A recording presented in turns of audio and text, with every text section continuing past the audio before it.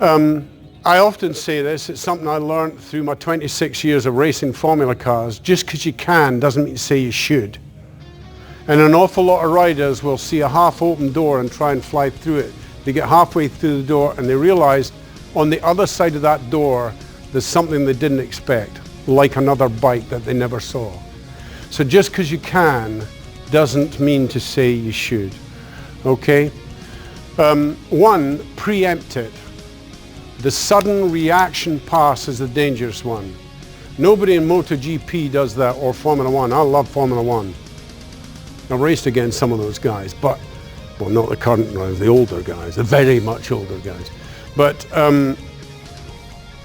they don't do that. They don't suddenly say, done, unless an opportunity opens up, like someone runs wide and they take the opportunity. It's always preempted. You see Rossi or Marquez, they wind it up to it and they have a wee sniff at it and then they back off. Now that's what I'm doing next time. So it's preempted. So think about it before you do it. If you don't think about it, don't do it, because there's no need to. There's no need to pass anybody in this track in an unsafe manner. Inside pass happens like this. If a guy turns in and you cause him to do that, lift up and take his line off him, that's, in my opinion, a stuff. That's illegal. But what you do is you come along, get done early, he sees you, and it can be done like that. You're not stealing his line off him. If you cause someone to alter their line, you're stealing their line. That's not acceptable. Now, of course, I'm not talking about racing.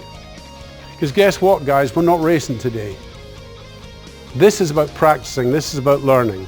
I'm a fast rider, and I'm 69 years of age, and I'm fast and I'm good. That doesn't mean to say I don't make mistakes, but I got like that by listening and watching and being observant.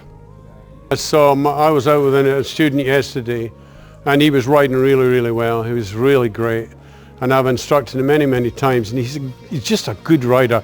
I hadn't been with him for a long, long time, and we were out there, and he was hitting every single apex. Well, the same thing happened. Guy went wide, and he pulled up because he didn't want to overtake him.